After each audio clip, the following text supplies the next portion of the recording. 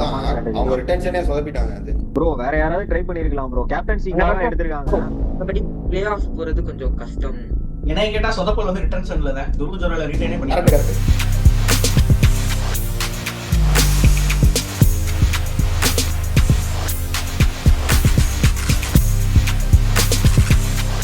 அடுத்தது யாரு? இல்ல சோ அவங்களோட ஆக்ஷன் ஸ்ட்ராட்டஜி ரொம்ப ரொம்ப சுமாரா தான் இருந்துச்சு. அவங்களுக்கு ரிட்டென்ஷன்னால வந்த இந்த மாதிரி சுமாரா ப்ரோ ஆயிடுச்சு. மேபி திருப்பாதி கூட அவங்க ராகுல் திருப்பாதி கூட ட்ரை பண்ணிருக்கலாம் ப்ரோ. ஓப்பனரா ஆட வச்சிருக்கலாம் ராகுல் திருப்பாதி எடுத்து. ஸ்லோ பிச்சஸ்ல பண்ணிருக்கலாம். கொஞ்சம் நல்லா ஆடுவாரு. கொஞ்சம் அந்த உண்மைதான். கம்மியான அமௌண்ட்ல எடுத்திருக்கலாம். அவங்க இல்ல அந்த நீங்க இதை மிஸ் ஸ்லோ பண்ணாம பிச்சஸ் இல்ல ப்ரோ, நீங்க சொல்றதுதான் மைண்ட் செட் தான். இப்ப நீ என்ன பண்ண போ, நீ ஃபெயில் ஆனாலும் பரவாயில்ல, எனக்கு ஓப்பனரே இல்ல, நீ தான் 14 மேட்ச் ஓப்பனர், ஃபெயில் ஆனா கூட பிரச்சனை இல்ல, ஒரு ஆள் மேல காசு போட்டுருக்கலாம். உங்களுக்கு என்னன்னா பின்னாடி நமக்கு ஒரு ஃபாஸ்ட் பவுலர் வேணும், அவங்க இன்ஜுரி ஆயிடுவாங்கன்னு தெரிஞ்சும் ரீடைன் பண்ணிட்டு இப்போ அவங்க இன்ஜுரி ஆனானா என்ன பண்ணணும், நமக்கு ஒரு டீசென்டான ரீப்ளேஸ்மெண்ட் வேணும் அப்படின்னு சொல்லி புவனேஸ்வர் எடுக்கலாம்னு பார்த்தாங்க. புவனேஸ்வர் யூபி கனெக்ட் இருக்கிறதுனால வேணாம், முடியாது, எடுக்க முடியல. அடுத்து ஆகாஷ்தீப் மேல 8 கோடி போட வேண்டியதா போச்சு. சோ இதான் வந்து ப்ரோ.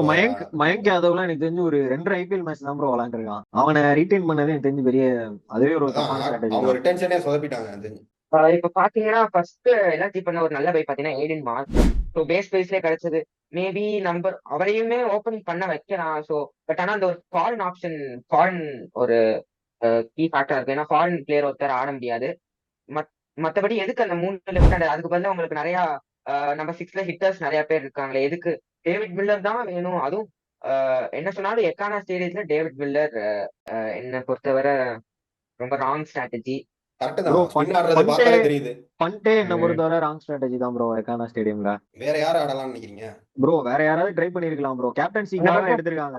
அவங்களுக்கு மிடில் ஆர்டர்ல வந்து எக்ஸ்பீரியன்ஸ் இல்லாதனால கேஎல் ராகுல் அங்க கட்டையை போடுறதும், இங்க மிடில் ஆர்டர்ல வந்து எனக்கு என்ன தெரியாம திரு முடிச்சுட்டு இருப்பாரு ஆயுஷ் கோதோனி. உங்களுக்கு என்ன பண்றதுனே தெரியல. கீழே வந்து அவங்க பூரன் மட்டும் தான் அடிப்பாரு, ஸ்டானிஸ் அடிப்பாரு. இப்ப என்னன்னா ஸ்டானிஸ் விட்டு விட்டுட்டு குணால் பாண்டியாவும் என்னமோ சொல்லி உருட்டிட்டு இருப்பாரு அந்த பக்கம். சோ அவங்களுக்கு என்ன பண்றதுன்னு ஐடியா இல்லாத போது அவங்களுக்கு ஸ்பின்னர் அட்டாக் பண்ற பேட்ஸ்மேன் தான் வேணும். ஸ்பின்னரை வந்து இறங்கி வந்து ஃபீட்டை யூஸ் பண்ணணும், இல்லைன்னா சிவம் தூய மாதிரி நின்ன இடத்துல வந்து தூக்கணும். இந்த மாதிரி ஒரு பேட்ஸ்மேன் தான் அவங்களுக்கு வேணும். ஸோ அதுல வந்து ஒரு ஆள் வேணுங்கிறதுனால தான் பண்ணிட்டு போயிருக்காங்க. பண்ணிட்டு அவங்களுக்கு ஓகே தான் 27 கோடி. ஆனா வந்து அவங்க என்னன்னா ராகுலுக்கு வந்து இவ்வளோ ஆர்டிஎம் எப்படி அவன் டெல்லி நேக்கா இது 22 கோடியில இருக்கும்போது ஆர்டிஎம் யூஸ் பண்ணி 27 கோடிக்கு தூக்கி விட்டானோ, அதே மாதிரி உங்களுக்கு ராகுலுக்கு கொஞ்சம் தூக்கி விட்டுருக்கலாமோன்னு அது மட்டும்தான் ஈகோ எடுத்து போய் இதை விட்டுட்டாப்ல. சரி, இப்ப அடுத்து பாத்தீங்கன்னா எல்எஸ்சி ஆர்டிஎம் யூஸ் பண்ணது யாருக்கும் தெரியுமா? சமார் ஜோஸ். அவன் வந்து மும்பைட்ட காசு கிடையாது. மும்பை தான் சமார் ஜோசப் எடுத்தது. மும்பைட்ட காசு இல்ல. என்னத்தை ஹைக் பண்ணி அவன் நம்மகிட்ட கொடுத்துட்டு போயிட்டான். நானே சும்மா ஒரு பாஸ் போல ஃபில்லப் பண்ணிக்கிட்டு இருக்கேன். அவன்கிட்ட வந்து ஹைக் வேற பண்ணி என் பெருசு வேற டேமேஜ் பண்ணுமா, நீ எடுத்துக்க போ அப்படின்னு போயிட்டான். நவீன் உல்லாக்கு வந்து அவருக்கு நல்லா தான் பண்ணாங்க. ஏன் இப்படி எடுத்தாங்க விட்டாங்கன்னு எனக்கு தெரியல. மார்க்கோட்டும் ஓரளவு நல்லா டீசென்டா தான் ப்ரோ பண்ணாரு. மார்க்கோட்டு கூட அவங்களுக்கு டெத்ல கொஞ்சம் அடி வாங்கினாரு. ரஹ்மான், நவீன் உல் ஹக், நேத்தன் எல்லிஸ் இந்த மாதிரி பிளேயர் தான் அந்த ஸ்டேடியத்துல ஓப்பனிங் வந்து எனக்கு யாருன்னு எனக்கு தெரியல. ஓப்பனிங் யாரு அதான் எடுத்து போட்டுருக்கலாம். மேபி எனக்கு தெரிஞ்சு இப்ப எல்லாம் ரீப்ளேஸ்மெண்ட் சைனிங்ல தான் வருவாங்கன்னு நினைக்கிறேன். எல்லாரும் அவங்க சர்துல் தாக்கூர் இவங்கலாம் ரீப்ளேஸ்மெண்ட் சைனிங்ல வந்துருவாங்க. ஸோ இதுதான் எனக்கு சர்ப்ரைசிங். ஸ்டாயினிஸ்க்கும் ஆர்டிஎம் பண்ணாதுக்கு என்ன ரீசனே தெரியல. 11 கோடிக்கு மேல செலவு பண்ண வேணாம் அப்படின்னு முடிவு போட்டாங்களா என்னமோன்னு தெரியல. ஆல்ரெடி அவங்க அதுக்கு முன்னாடியே மில்லர் வாங்கிட்டாங்க. எனக்கு ஸ்டாயினிஸ் வேணா முடிவாகி போச்சு. அதனாலதான் அவங்க ஆர்டிஎமும் பண்ணல. அவங்களுக்கு ஏதோ ஐடியா இருக்கா இல்ல நமக்கு எதுவும் இது இருக்கான்னு தெரியல. ஆனா கிட்ட அவங்களோட டேலண்ட் ஸ்கவுட்டிங் வந்து எப்பவுமே பயங்கரமா இருக்கும். அதுதான் வந்து அவங்க பிளேயர்ஸ்லேயே பார்த்துட்டு இருந்தேன். நிறைய பிளேயர்ஸ் வந்து நல்ல புது பிளேயர்ஸ். இந்த டிக்வேஸ் சிங் வந்து டெல்லி பிரீமியர் லீக்ல வந்து ஒரு மிஸ்டேக்ஸ் பண்ணாரு. ஸோ அதுக்கப்புறம் அந்த பிரின்ஸ் யாதவும் எடுத்திருந்தேன். அதான் ஒரு மிஸ்டேக்ஸ் பண்ணாரு. அவரும் சமபிக்கு இந்த ஸ்லைடர் பயங்கரமா போடுறாரு. ரவி பிஷ்னாக்கு ரீப்ளேஸ்மெண்ட் எடுத்திருக்காங்க. இங்க பிரின்ஸ் யாதவ்ன்றவரும் நல்ல டெத் பவுலர் டெல்லி பிரீமியர் லீக்ல. இவங்க 2 பேரும் வந்து இதான் இவங்க தான் வந்து புதுசா யாராவது இவங்கெல்லாம் இன்ஜுரி ஆயிட்டாங்கன்னா இவங்க யாராவது வந்து இறங்குறதுக்கு வாய்ப்பு இருக்கு. அது நம்ம பாக்குறது கொஞ்சம் எக்ஸைட்டிங் ப்ரோ. அதே மாதிரி ஆவேஸ் கான் ரொம்ப ராங் பிக்னு நினைக்கிறேன் ப்ரோ. எக்கானா லைக் ஹோம் மேட்சஸ்க்கு சொல்றேன் ப்ரோ. ஆல்ரெடி ஒரு பவுலிங் செட் ஆகல. ஆக்சுவலா எல்எஸ்சில தான் 2 சீசன் விளையாண்டுட்டு பவுலிங் செட் ஆகல ப்ரோ. இல்ல ப்ரோ, ஆவேஸ் கானோட மோசின் கான் நல்லா பண்ணனாலதான் அவங்க ட்ரேட் பண்ணாங்க. ஆக்சுவலா ராஜஸ்தானுக்கு ட்ரேட் பண்ணாங்க. ஆர்ஆர்ல போய் நல்லா பண்ணோம்னா அவங்களுக்கு நல்லா பண்ணல. ஆர்ஆர்ல போய் நல்லா பண்ணோம்னா இப்ப திரும்ப எடுத்திருக்காங்க. அதான் வந்து கதை. ஆர்ஆர்ல அவர் டெத் பவுலிங் வந்து 9.5 தான் அவரோட எக்கனாமி டெத்ல. கொஞ்சம் நல்லா போட்டாங்க. அதான் சோ அதனால நமக்கு ஒரு பவுலர் டெத் பவுலரும் கிடைச்சிட்டான், ஒரு ஹிட் டெத் பவுலரும் கிடைச்சிட்டான். அவே கண்டிஷன்ஸ்ல யூஸ் ஆக போறேன். எப்படியும் அந்த இடத்துல வந்து நம்ம எக்கனால ரன் வர போறது இல்ல. சோ அதனால அவங்களுக்கு ஆவேஷ் கான்லாம் ஓகே பிக் தான், அவங்களுக்கு பிரச்சனை இல்ல. என்னன்னா உங்களோட இன்ஜுரி கன்சர்ன்ஸை மேனேஜ் பண்றதுக்கு உங்களுக்கு அவங்களோட மோஷின்கானும் மயங்காதவும் ஆடியே ஆகணும். ஆடலைன்னா அவங்க சீசன் ஓவர் முடிஞ்சு அவ்வளவுதான். சரி, அப்படியே அவன் அடுத்த டீம். பிரச்சனை இல்ல, இன்ஜுரி பிரச்சனையா இருந்தா டக்குனு ஒரு ரீப்ளேஸ்மெண்ட் சைன் பண்ணிடலாம். ஸ்லாட்ஸ்க்குலாம் பிரச்சனை இல்ல. அதான் உண்மை. இந்த தடவை நிறைய டீம்ஸ் வந்து நம்பி 23 பேர் போனதுக்கு காரணமே அதான். நான் கூட ஆக்ஷன்ல 25 பேருக்கு 20 பேர் எடுத்துட்டு விட்டுலாமே, 22 பேர் எடுத்துட்டு விட்டுலாம் அப்படின்னு தான் என் ஆக்ஷன் நினைச்சேன். காரணம் என்னன்னா 12th மேட்ச் வரைக்குமே ரீப்ளேஸ்மெண்ட் சைன் பண்ணலாம் ஒவ்வொரு டீமுக்கும். அது எக்ஸ்டெண்ட் ஆயிருக்கிறதுனாலே இவங்க தைரியமா நமக்கு ஸ்குவாட பெருசாக்கணும்னு அவசியம் இல்ல, 20 பேர் இருந்தாலே போதும், நம்ம ரீப்ளேஸ்மெண்ட் சைன் பண்ணிக்கலாம் சொல்லி வந்தாங்க. அதனாலதான் ஃபுல் ஓவர்சீஸ் கோட்டாக்கும் யாரும் போல. இப்ப போல. சப்போஸ் ஒரு இந்தியன் பிளேயர் இன்ஜுரி ஆச்சுன்னா நீங்க ஃபாரின் பிளேயர் வச்சு ரீப்ளேஸ் பண்ணிக்கலாம். இல்ல ப்ரோ, இல்ல ஃபாரின் பிளேயருக்கு நீ வந்து 8 பேர் எடுத்துதான் ஆகணும். ஏன்னா நீங்க ஃபாரின் பிளேயர் ரீப்ளேஸ்மெண்ட் சைன் பண்ணி அவன் வர்றதுக்கே 2 நாள் ஆகும். அதுக்குள்ள நடுவில் உனக்கு மேட்ச் வந்துடும். நீ வந்து இந்தியன் பிளேயர்ஸ்க்கு வேணா நீ வந்து இது வச்சுக்கலாம். ஸோ அதனாலதான் ஃபாரினர்ஸ் வந்து எப்பவுமே வில் பண்ணி வச்சுக்கணும். நிறைய ஆப்ஷன்ஸ் இருக்காங்க, ஓப்பனிங் ஆப்ஷன்ஸ். ஆனா எல்லாருமே யங்ஸ்டர்ஸ். ஒன்னு வந்து எனக்கு தெரிஞ்சு ஃபர்ஸ்ட் ஓப்பனர்ஸா இருக்க போது வந்து மிச்சல் மார்ஸும் யுவராஜ் சௌத்ரிங்கிற ஒரு Uttarakhand player opener, left hand batsman. அவரும் மிச்சல் மார்ஸும் தான் ஓப்பன் பண்ணுவாங்க நான் நினைக்கிறேன். அவர் சரியா போலன்னா ஆரியன் ஜுவல் இருக்காரு, ஆரியன் ஜுவலும் ஓப்பனர், யூபி சேர்ந்த ஓப்பனர். அடுத்து வந்து ஹிம்மத் சிங்னு ஒரு யூபி கேப்டன் இருக்காரு, ஹிம்மத் சிங்னு. ஸோ அவரையும் ஆட வைக்கலாம். ஸோ மூணு ஆப்ஷன் இருக்காங்க அவரோட ஓப்பனிங் பார்ட்னர்ஸ்க்கு. 3 யங்ஸ்டர்ல யாராவது இருக்கும். இது ஒரு நல்ல ஸ்ட்ராட்டஜி தான் எனக்கு தெரிஞ்சு. ஒரு பெரிய ஓப்பனர் மேல காசை போறதுக்கு வந்து இந்த மாதிரி யங்ஸ்டர் மேல ஓப்பனிங்கிறது ஆடுறதுக்கு ஈஸியான ஒரு ஃபேஸ்.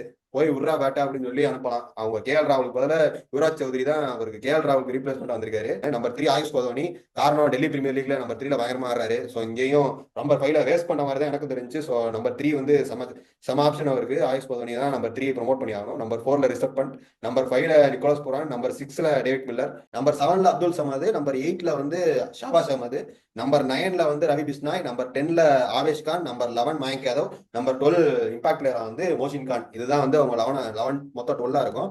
அவங்களுக்கு மோஷின் கான், மயங்க் யாதவ் 2 பேருமே இன்ஜுரி ப்ரோன். ஸோ அவங்களுக்கு ரீப்ளேஸ்மெண்டா ஆகாஷ் தீப்பை 8 கோடிக்கு எடுத்திருக்காங்க. மோஷின் கானுக்கு ரீப்ளேஸ்மெண்டா ஆகாஷ் சிங் எடுத்திருக்காங்க, லெஃப்ட் ஹேம் சீமர். அதே மாதிரி பவர் பிளேல போட முடியும். டெத் பவுலிங் நம்ம பார்த்தது இல்லை. பட் ஆகாஷ் தீப் தான் உங்களுக்கு கிட்டத்தட்ட உங்களுக்கு மேட்ச் பண்ற மாதிரி. புவனேஸ்வருக்கு ஹார்டா போனாங்க. கடைசியில வந்து மும்பையும் எல்எஸ்ஜி தான் மோதிட்டு இருந்தாங்க. கடைசியில ஆர்சிபி வந்து எடுத்துட்டு போனாங்க. ஸோ 2 பேசரை ரீடைன் பண்ணிட்டு 3வது பேசருக்கு அவ்வளவு ஹார்டா போனதுனாலதான் அவங்களால வந்து ஸ்டாண்டிங்ஸ் எடுக்க முடியல. மில்லரை வந்து முன்னாடியே இது பண்ணி எடுத்துட்டாங்க. ஸோ மற்ற எல்லாமே பேஸ் பிரைஸ் பிக் தான். சரி, இப்ப என்ன அடுத்த டீம் போயிடலாமா? ராஜஸ்தானா? Okay, opening Rajasthan. எனக்கு இந்த ராஜஸ்தான் பார்த்து எனக்கு செம்ம கடுப்பாயிருச்சு. ஏன்னு தெரியுமா ப்ரோ? எனக்கு ஆர்ச்சர் எடுத்ததுதான் ப்ரோ சுத்தமா எனக்கு ஏதோ நல்ல பிக்கிங் தொடர்ந்து போட்டுக்கிட்டு தான் இருக்கான் ப்ரோ. இன்ஜுரி ஆயிரும், எப்ப வேணா இன்ஜுரி ப்ரோ. இல்ல ப்ரோ, நீங்க பாத்தீங்கன்னா நல்லா போடல ப்ரோ. இப்போ வெஸ்ட் இண்டீஸ் சீரீஸ்ல கூட பாத்தீங்கன்னா ரெக்கார்ட்ஸ் பெருசா அந்த அளவு இல்ல ப்ரோ. ஆர்ச்சர் இப்பதான் சொன்னேன்ல, நீங்க வந்து அவெல்லாம் கனெக்ட் ஆயிட்டாங்க, பிரான்சைஸியோட கனெக்ட் ஆன இந்த பிளேயர் ப்ரோ. ஆனா அந்த அளவு இப்போ 2000 அந்த ஐபிஎல் சீரீஸ், அந்த வேர்ல்டு கப் தான். அதுக்கப்புறம் ஒரு 4 வருஷமாவே ஒரு பீக் வரல, பெர்ஃபார்மன்ஸ் வரலன்னா 12.5 கோடி ரொம்ப அதிகம் ப்ரோ ஆர்ச்சருக்கு. இல்ல ப்ரோ, இந்த யார்கர்ஸ் வந்து அவனுக்கு என்னன்னா இந்த fast bouncers, yorkers, slower once, இதுதான் வந்து அவனை இந்த மிஸ்டிலே வச்சிருந்தது பேட்ஸ்மேன் வந்து. இப்ப என்ன ஆயிடுச்சுன்னா அந்த எல்போ இன்ஜுரினால அந்த ஃபாஸ்ட் யார்கர் வரல. அது வரலைன்னா பேட்ஸ்மேன் எல்லாமே பேட்டை மேல தூக்கி தான் வச்சிருப்பாங்க. நீ ஃபாஸ்ட் யார்கர் சுருகும் போது தான் அது எஃபெக்டிவா இருக்கும். ஃபாஸ்ட் யார்கரே வரல. யார்கர் விழுகிறதும் பாத்தீங்கன்னா ஃபுல் டாஸா விழுகுது, லோ ஃபுல் டாஸா விழுகுது. சோ பேட்ஸ்மேன் பேட்டை நீட்டிடுவான். அதனால அவனுக்கு எந்த த்ரெட்டனும் கிடையாது. பேட்டை மேலே தூக்கி வச்சிருக்காங்க. பவுன்சரா ஸ்லோவர் ஃபுல் டாஸுக்கே ஆர்சிபி எல்லாம் ஒரு பிளேயர் வாங்கி வச்சிருக்காங்க ப்ரோ. சிங்கப்பூர் சிதப்பா அவருக்கு இருங்க. ஆர்சிபி பத்தி டெம்ப்ட் பண்ணாதீங்க. அவரும் அடுத்து ஃபரூக்கி நல்ல பிக் ப்ரோ. ஆக்சுவலா வேணுக்குன்னு ஆர்சிபி ஏத்தி விடுறாங்கன்னு தெரிஞ்சோம். ஆனா அந்த பிளேயர் தான் வேணும் செட் ஆயிட்டாங்க. டிராவிட் இந்த வாட்டி அந்த கம்மி வயசுல உள்ள எல்லா யங்ஸ்டர்ஸையும் எடுத்து போட்டு அந்த வாட்டி பாக்குறாரு. ஆமாமா, அவங்க எப்பவுமே யங்ஸ்டர்ஸ் தான். நீ வயசான ஆளு நான் பார்த்ததே கிடையாது. அப்படிதான் உள்ள வந்தாரு. சரி, இப்ப நான் 11 படிக்கிறேன். ஓப்பனிங் சஞ்சு எஸ்எஸ்வி. நம்பர் 3 யாருன்னு தெரியலையே, நிதிஷ் ராணா. நம்பர் 4 ரியான் பராக். நம்பர் 5 வந்து ஜுரேல். நம்பர் 6 வந்து சிம்ரன் ஹெட்மேயர். நம்பர் 7 வந்து அசரங்கா. நம்பர் 8 வந்து ஆர்ச்சர். நம்பர் 9 வந்து Kumar Kartikeya. Number 10 Tushar Deshpande. Number 11 Fazalhaq Farooqi. Number 12 Sandeep Sharma. Bro அதுக்குதான் ஆர்ச்சருக்கு பதில தீக்ஷனா விளாண்டுட்டு குமார் கார்த்திகேயாவை மாத்தி விளாண்டுக்கலாம். இது சைனா மேனும் இருக்கனால நான் எப்படி பார்த்தேன்னா உங்களுக்கு power play left hand seamer வேணும்னு வசலக் இறக்கி விடலாம். ஏன்னா கண்டிப்பா இறக்கிடலாம் ப்ரோ. அதான் வசலக் அருக்கி மப்பாக்கா 2 பேர் இருக்காங்க. நான் எப்படி யோசிச்சிருப்பேன்னா ஆர்ச்சர், நான் வசலக் அருக்கி மப்பாக்கா பக்கமே போயிருக்க மாட்டேன். ஆர்ச்சர் கண்டிப்பா இறக்கிடுவாங்க. Archer, Sandeep Sharma, Tushar Deshpande 3 pace bowler ஆச்சா. குமார் கார்த்திகேயா, வனிந்து அசரங்கா 5 பேர் ஆச்சு. இன்னும் ஒரு பவுலருக்கு வந்து ரியான் பராக் இருக்காரு. ஓகேவா? இப்போ ஒரு ஃபாரின் ஸ்லாட் ஓப்பன் ஆகுதுன்னு வைப்போம். அந்த ஃபாரின் ஸ்லாட்டுக்கு பேட்டிங் ஆடுறதுக்கு பேட்ஸ்மேனே கிடையாது. இப்போ ஃபாரின் ஸ்லாட் ஓப்பன் ஆகுதுல ஃபசல் அக்பருக்கு இல்லாம. ப்ரோ ஃபசல் அக்பருக்கு இல்லாம சொல்ல, ஆர்ச்சர் இல்லாம சொல்றேன். சரி, ஆர்ச்சர் இல்லாம வச்சுக்குவோம். ஆர்ச்சர் இல்லாம உங்களுக்கு ப்ரோ ஃபசல் ஆர்ச்சர் அக்பருக்கு இல்லாம தீக்ஷனா விளாண்டுட்டு குமார் கார்த்திகேயக்கு பதிலா சுபம் துபே விளாண்டுலாம்.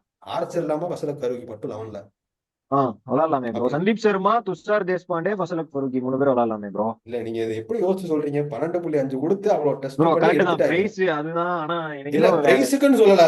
பிரைஸுக்குன்னு சொல்லல. அவங்க ஃபசல் ஆர்ச்சரை தூக்கிட்டு ஃபசல் அக்பருக்கே இந்த 14 மேட்ச் ஆட மாட்டாங்க. நீங்க வேணா பாருங்க. அவன் அடி வாங்கினாலும் சரி, வாங்கலைனாலும் சரி, இதுதான் ப்ரோ ட்ரஸ்ட். இப்படி இருந்தாதான் நீங்க ஆட முடியும்.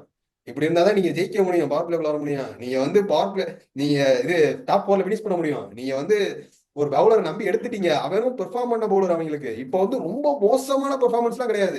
100லயும் டீசெண்டா தான் பெர்ஃபார்ம். டீசென்ட் என்ன அந்த லெவல் கிடையாது. ட்ரெண்ட் போல்ட் லெவலுக்கு இம்பாக்ட் மேக் பண்ண முடியுமா அவங்களுக்கு? போன வருஷம் இருந்த அளவுக்கு கிடையாது. ஆனா செகண்டரி பவுலர்னு சொல்ல முடியாது. பிரைமரி பவுலர்ல கொஞ்சம் கிரேடு கம்மி. இப்ப இருக்க புவனேஸ்வர் குமார் அளவுக்கு ஈக்குவலா பண்ணிருக்காங்க தான் எனக்கு தோணுது. டெத்லயும் சரி, பவர் பிளேலையும் சரி, புவனேஸ்வர் குமாருக்கு ஈக்குவலா பண்ணிருக்காங்க. இப்ப இருக்க புவனேஸ்வர் குமாருக்கு இப்பயும் அப்படிதான் எனக்கு. எனக்கு என்னது? இப்பயும் ஆர்சிபி அடிக்கிற மாதிரியே இருக்கு எனக்கு. ஆர்சிபில அடிக்கல. புவனேஸ்வர் குமார் உண்மையிலே கொஞ்சம் கிராஃப்ட் கீழே வந்திருக்கு. அதுதான் ப்ரோ கம்மி தான் ப்ரோ. டெத்ல ரொம்ப மோசம் தான் ப்ரோ இப்போதைக்கு புவனேஸ்வர் குமார் எனக்கு இப்ப தெரிஞ்சு. கொஞ்சம் கிராஃப்ட் கீழே வந்திருக்கு, அவ்வளவுதான். மத்தபடி அதனால ஒண்ணும் இல்ல. இப்ப இது இவங்க வந்து இப்ப ஆர்ச்சர் ஆடிடுவாங்க. ஆர்ச்சர் ஆடிட்டு இப்ப நான் என்னன்னா ஃபசலக் பருக்கியை தூக்கிட்டு நீங்க ஃபாரின் பேட்டர் ஆட முடியாது. நீங்க 3 ஃபாரின் ஃபசலக் பருக்கியும் ஆடிட்டு 7வது பேட்ஸ்மேனே அசரங்கா தான் உங்களுக்கு. இப்படி ஆடிட்டு பவுலிங் ஹெவியா தான் போறாங்க இந்த தடவை ஆறாரு. அப்படிதான் எனக்கு தோணுது. ப்ரோ ஏதாவது பண்ணா அடி changes வாங்க இருக்கா? சான்ஸ் இருக்கு கண்டிப்பா. ஏன் bro? எனக்கு தெரிஞ்சு ஏன்? தீக்ஷனா கொஞ்சம் ஆட ட்ரை பண்ணுவாங்கன்னு நினைக்கிறேன் ப்ரோ சரி, 11ல. ஃபரூக்கிக்கு பதிலா தீக்ஷன் ஆடிடுவோம். குமார் கார்த்தியாக்கு பதிலா சுபம் துபே ஆடிடுவோம். ஓகேவா? அப்படி இந்த விளாடலாம் பவர் பிளேல விளாடலாம் ப்ரோ. விக்கெட்ஸ் எடுக்கிற 2 பவுலர் யாரு? ப்ரோ ஒண்ணு ஃபருக்கி விளாடலையா அப்போ? ஆமா, ரைட் ஆமா. நீங்க தானே. சந்தீப் ஆமா, ஒரு ஆர்ச்சர் சந்தீப்பும் டெத்ல தான். ஆமா இப்ப ஃபுல்லா டெத்து கொண்டு போயிட்டீங்க. துஷார் தேஷ்பாண்டே பவர் பிளேல விக்கெட் எடுப்பாரா? கரெக்ட் தான் ப்ரோ. ப்ரோ மத்வால விட்டீங்களே ப்ரோ. மத்வாலும் மத்வாலும் டெத்து டெத் தான். பவுலர் தான் ப்ரோ. டெத்து அதான் தான் சொல்றேன் கரெக்ட் நானு. தான் ப்ரோ. மத்வாலும் அதான் டெத்து சொல்றேன். தான். நீ ஃபருக்கி ஆடி ஆகணும். ஆமா 6 பவுலர் ஆடி 6 ஸ்பெஷலிஸ்ட் பவுலர் 6 பவுலர் ஆடி ஆகணும்னு சொல்றேன் நான். 6 கரெக்ட் தான் ப்ரோ. பேட்ஸ்மேனு அசரங்கா வந்து 7வது ஆடிட்டு மீத இருக்கிற எல்லாருக்கும் பவுலர் தான் ஆடி ஆகணும். அவங்க ஏன்னா கரெக்ட் தான். மேட்ச்ல ஏதோ ஒரு ஒரு சொதப்பல் ஒரு சொதப்பல் பெருசா ஒரு பண்ணிருக்காங்க. சொதப்பல் ஏன்னா நடந்திருக்கு. ஒரு சந்தீப் சர்மா பேட்ஸ்மேன் நல்ல பவர் பிளே பவுலர் தான். அவங்க டெத்துக்கே யூஸ் பண்ணி அந்த மாதிரி மாத்திட்டாங்க ஆக்சுவலா. என்னை கேட்டா சொதப்பல் வந்து ரிட்டர்ன்ஷன்ல தான். துருவ ஜோரால ரீட்டைனே கரெக்ட் பண்ணிருக்காங்க. கரெக்ட் அதான். அதுலதான் வந்து மொத்தமா வந்து பிளானே சொதப்பி இருக்கு. அவன் காசும் இல்லாம உட்காந்து ஆச்சரியம் 12.5 கோடிக்கு நீங்க எடுக்க விடக்கூடாது. நான் ஆறா கடுப்பானது ப்ரோ சொல்றேன். நான் துருவ் ஜோரலை விட ஆர்ச்சர் பிக்கு தான் எனக்கு தெரிஞ்சு ஆர்ஆருக்கு நான் ஃபர்ஸ்ட் பிக்கா சொல்லுவேன் ப்ரோ. துருவ் சரி, ஜோரல் ஆக்சுவலா நல்லா அவங்க டேலண்ட் எப்பயுமே ராஜஸ்தான் டேலண்ட் ஸ்கவுட்ல இருந்து கொண்டு வந்த பிளேயரு. விக்கெட் கீப்பருக்கு இப்போ ஜிதேஷ் சர்மாவோட போன சீசன் துருவ் ஜோரல் நல்லா பெர்ஃபார்ம் பண்ணாரு.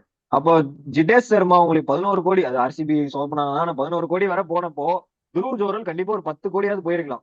ஒரு 4 கோடி தான் அந்த டிஃபரன்ஸ் வந்துருக்கும். ப்ரோ போன தடவை துருவ் ஜோரல் சான்ஸ் கிடைச்சப்பலாம் நல்லா தான் ப்ரோ விளாண்டா. கீழ லோயர் ஆர்டர்ல கொஞ்சம் லோவர் ஆர்டர்ல அதான் அவங்க lower order. அந்த bro, லோவர் ஆர்டர் ஒரு கீப்பர். நமன்டிர் 5 கோடி அந்த ப்ரோ லெவல் தான். கீப்பர் இல்ல ப்ரோ, விக்கெட் கீப்பர் இல்ல, இன்னொரு ஆட் என்னங்க சாம்சன் இல்ல ப்ரோ. அது சொல்ல ப்ரோ, நான் சொல்றேன் எல்லா டீமும் இப்ப துருவ் ஜோரலுக்கு அதிகமா பிட் பண்ணுவாங்கல்ல. ஒரு 10 கோடி வரையாவது போயிருக்கும் ரிலீஸ் பண்ணியிருந்தா. ஒரு 4 கோடி எக்ஸ்ட்ரா ஸ்பெண்ட் பண்ணிருக்காங்க. அது சொல்றேன். அதுதான் எனக்கு தெரிஞ்சு. ஆர்ச்சர் தான் எனக்கு 12.5 கோடிக்கு நீங்க சொல்றீங்க டீசெண்டா போடுறான்னு. ஆனா ஒரு 12.5 கோடிக்கு ஒரு பவுலரை போட்டு எடுத்தா ஒண்ணு பெஸ்ட் பவுலரா போல்ட் எடுக்கிறாங்களா 12.5 கோடிக்கு? ஓகே. அதே மாதிரி இப்போ நல்ல பவுலர் வேற யாராவது இப்ப வேற யாரும் ப்ரோ அதான் நல்ல எக்ஸாம்பிள் சொல்லுங்க ப்ரோ. நல்ல பவுலர் பெஸ்ட் பவுலரா யாராவது எடுக்கிறாங்கன்னா அந்த மாதிரினா ஓகே ப்ரோ.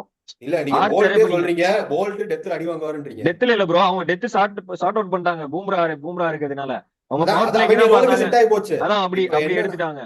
இப்போ இல்ல இப்ப என்ன பிரச்சனைனா நமக்கு இப்ப நீங்களே சொல்றீங்க பவுலரே இல்லைன்ட்டு, அப்புறம் என்ன பண்ணணும்? ஸ்டார்க்கு 11 கோடி 11.75 ஓகேவா? புவனேஸ்வர் 10.25, தீபக் சர் எடுத்தாலே 9.25 இன்ஜுரி இருந்தோம். ஓகேவா? பவுலர் எல்லாருமே காஸ்ட்லியா தான் போயிருக்காங்க. நீங்க கரெக்ட் தான் சீப்பா ப்ரோ. எந்த பவுலருமே எடுக்க முடியாது. முகேஷ் குமார் 8 கோடி, ஆகாஷ் தீப் முதற்கொண்டு 8 கோடி. சோ நீங்க வந்து ப்ரோ ஃபர்ஸ்ட் இது யாரு வந்தா, போல்ட்டா ஆர்ச்சரா ப்ரோ ஃபர்ஸ்ட்? ஆர்ச்சர். அதான் எனக்கு தெரிஞ்சு மும்பை வேணே ரேட் ஏத்தி விட்டு போல்ட் ரேட் எல்லாம் ஏத்தல. அவங்க ஆர்ச்சர் தான் டார்கெட் பண்ணாங்க. ஆர்ச்சர் தான் அவங்க டார்கெட். நான் சொன்னேன்ல நீங்க போல்ட்டுன்னு பூம்ரா ஆர்ச்சருக்காண்டி பிளான் பூம்ரா பண்ணி இல்ல ப்ரோ. ஆர்ச்சர் வந்து அதான் சொல்றேன் நான், செகண்டரி பவுலர் தான் ப்ரோ நீங்க யோசிக்கீங்க மும்பையை பொறுத்த வரைக்கும். ஆமா ஆர்ஆர் மும்பை பண்ண தப்பு வந்து பிரைமரி பிரைமரியா ஆர்ச் கரெக்ட். அதே அத வேணா நீங்க வந்து ஒரு தப்புன்னு சொல்லலாம். பிரைமரி அதான் மெயினா சொதப்பலன்னா பிரச்சனை ஆகும். அதான் மெயினான பவுலரா யோசிக்கிறப்போ உங்களுக்கு அந்த 12.5 கோடி ஸ்பெண்ட் பண்றப்போ அந்த அதனாலதான் சொல்றேன் அவங்க ஜுரேல ரீடைன் பண்ணிக்க கூடாதுன்னு. ப்ரோ ஆர்ஆர் பாத்தீங்கன்னா ஓப்பனிங் பவர் பிளே பவுலிங் தான் கொஞ்சம் என்ன பண்ண, பவர் பிளேல கொஞ்சம் விக்கெட்ஸ் விழுந்தாதான் ஆர்ஆருக்கு ஒரு மிடில் ஓவர்ஸ்ல போகும்போது ஒரு கொஞ்சம் டீசென்டா பண்ண முடியும். Death bowling sorted out. Sandeep Sharma இருக்காரு, உங்களுக்கு வேணா ஆர்ச்சர், வேணா துஷார் தேஷ்பாண்டே கொஞ்சம் சிஎஸ்கேல இருந்து வரனால அவருக்கு ஒரு ஆப்ஷன் இருக்கும். ஆகாஷ் மத்வால் உள்ள இறக்கீங்கன்னா ஆகாஷ் பந்த்வாலும் டெத் பவுலிங் போடுவார். இந்த பவர் பிளேல மட்டும் கொஞ்சம் நீங்க ஏர்லியா ஒரு யாராச்சும் விக்கெட் எடுத்தாங்கன்னா மேபி டீசென்டா பண்ண வாய்ப்பு இருக்கு. மற்றபடி பிளே ஆஃப் போறது கொஞ்சம் கஷ்டம் தான் தெரியுது. மேபி ஃபஸ்லக் ஃபர்கிய வேணா 11ல ஆட வச்சாங்கன்னா டீம் டீசென்டா இருக்கலாம்னு தான். இல்ல ஃபஸ்லக் ஃபர்கி தான் ஆட போறாரு, பேட்டிங் தான் கம்மியா இருக்கும் சொல்லணும். அதான் ப்ராப்ளமே. இப்போ 6 பேட்ஸ்மேன் தான் கன்ஃபார்மா 6 பேட்ஸ்மேன் தான் இருக்க போறாங்க. 7வது பேட்ஸ்மேன் அசரங்கா வந்து நிறைய பேர் டீசென்டான பேட்ஸ்மேன். நம்பர் 6 தான் வந்து ஸ்ரீலங்காவே ஆடிட்டு இருக்காரு. சோ அப்படி இருக்கும்போது அதுவும் அதே மாதிரி டாப் 6ல ஒரே ஒரு பவுலிங் ஆப்ஷன் தான் ரியான் பராக் தான். Bowling option pure bowling 6 bowling option இருக்குன்றேன். அப்புறம் ப்ரோ இல்ல அந்த மாதிரி இருக்கப்போ நீங்க ஒரு பவுலர் ஷார்ட்டா விளையாடலாம். டாப் 6ல இன்னொரு பவுலிங் ஆப்ஷன் இருந்தா ஒரு பவுலர் ஷார்ட்டா விளையாண்டு ஒரு பேட்ஸ்மேன் எக்ஸ்ட்ரா விளையாண்டுக்கலாம். நீங்க அதுதான் பிரச்சனை. இருங்க ஒரு நிமிஷம் யாரு நீங்க வந்து பவர் பிளே பவுலிங்க்கு வந்து இவனும் ஆர்ச்சர் நிதிஷ் ராணா இருக்கானா? ஓகே தான் ப்ரோ. நிதிஷ் ராணா இவன் ரியான் பராக் 2 பேர் வச்சு சமாளிச்சிடலாம். அதான் சொல்றேன்ல, நீ பவுலிங் வந்து ஃபயர் ஆகணும் அவ்வளவுதான். பவுலிங் அடி வாங்கிருச்சுன்னா முடிஞ்சு வச்சு உங்களுக்கு மேட்ச் முடிஞ்சு அவ்வளவுதான். பவுலிங் ஃபயர் ஆகலன்னா முடிஞ்சு. பவுலிங் ஃபயர் ஆகி எல்லா மேட்சும் 180 கண்ட்ரோல் பண்ணாங்கன்னா இந்த பேட்டிங் வச்சு கன்ஃபார்ம் 180 ஈஸியா சேஸ் பண்ணிடலாம். இல்ல 200 பவுலிங் 200 அடிச்சிட்டீங்கன்னா மேட்ச் அங்கேயே வரும், சுட்டிடலாம் ஈஸியா. நீங்க சாம்சனும் உங்களுக்கு பட்டா பாக்கியம் தான். ஜெய்ஸ்வாலை மட்டும் தூக்குனீங்கன்னா மத்தெல்லாம் நிதிஷ் ராணா பெருசா 3 வருஷத்துல ஃபார்ம்ல இல்ல. அசரங்கா இப்பயும் கொஞ்சம் அந்த இன்ஜுரி அந்த காட்டிட்டே தான் இருக்காரு. பட் அசரங்காக்கு இன்ஜுரி ஆனா டீம் கஷ்டம். அதுவும் உண்மைதான். பேக்கப்ஸ் இல்ல, காசு இல்ல. அதான் சொன்னேன், ஜுரேல் எடுத்தப்பே உங்களோட டீம் முடிஞ்சு போச்சு, அவ்வளவுதான் முடிஞ்சு. ஸோ அப்படியே நம்ம அடுத்த டீம் போயிடுவோமா?